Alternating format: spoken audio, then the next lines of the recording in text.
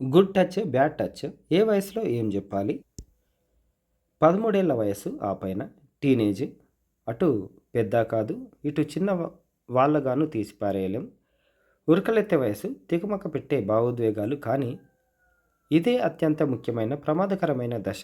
ఆకర్షణకి, ప్రేమకి తేడా తెలీదు కాబట్టి తప్పటడుగులు వేయకుండా ముందు నుంచే చూసుకోవాలి. ముఖ్యంగా అనుమతి తీసుకోవడం నేర్పాలి. హగ్ దాకా ఎందుకు? ఎంత బెస్టీ అయినా భుజం చుట్టూ చేతులు వేయాలన్న అనుమతి తీసుకోవాల్సిందే.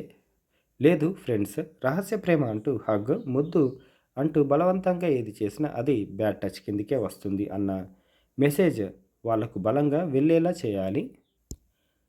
ఇది అసలే డిజిటల్ యుగం. అసభ్యకరమైన ఫోటోలు, వీడియోలు పంపమని కోరడాన్ని తప్పనే చెప్పాలి.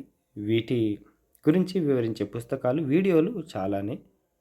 వాటి సాయాన్ని తీసుకోవచ్చు. అయితే మీరు ముందు సందేహించకుండా మాట్లాడగలగాలి, వివరంగా చర్చించగలగాలి. అప్పుడే పిల్లల్ని కాపాడుకోగలం. మరి పిల్లలు తమకు జరిగిన అన్యాయాల్ని అన్ని సందర్భాల్లోనూ మాటలతో చెప్పలేకపోవచ్చు. కానీ వాళ్ళ ప్రవర్తనలో వచ్చిన మార్పుల్ని తల్లిదండ్రులే గమనించుకోవాలి. అప్పుడే వాళ్ళను ఆ ట్రామా నుంచి దూరం చేయగలం.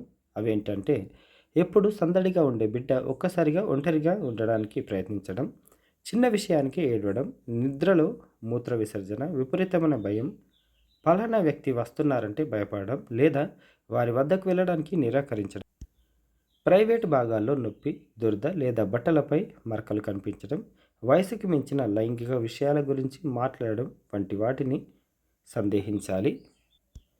అతి నమ్మకం వద్దు. అతను మా అన్నయ్య, తను మా తమ్ముడు, అలా ఎలా చేస్తారు అనే అతి నమ్మకం వద్దు. నేరస్తుడికి బంధుత్వం ఉండదు. మీకు బిడ్డ భద్రతే పరమావధి కావాలి. బయటికి తెలిస్తే పిల్లలకు భవిష్యత్తులో పెళ్ళిళ్ళు కావని లేదా కుటుంబ గౌరవం పోతుందని భయపడడం సరికాదు.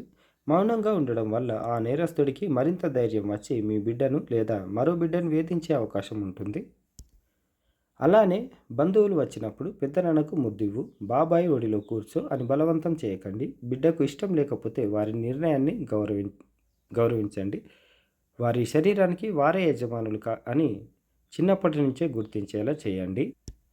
ఎలాంటి వేధింపులు అంటే, వ్యక్తిగత శరీర భాగాలపై చేతులు వేయడం, లైంగిక చర్యకు ప్రేరేపించడం, బలవంతంగా ముద్దు పెట్టుకోవడం, మాటలతో చేష్టలతో విసిగించడం, నగ్న చిత్రాలను, వీడియోలను చూపించడం, వారి రహస్య భాగాలను తాకమనడం, ప్రేమ పేరుతో లొంగదీసుకోవడం వంటివన్నీ వేధింపుల కిందికి వస్తాయి. వీడియోని లైక్ చేయండి, షేర్ చేయండి. లేటెస్ట్ అప్డేట్స్ కోసం ఛానల్ని సబ్స్క్రైబ్ చేసుకోవడం మర్చిపోకండి. Thank you.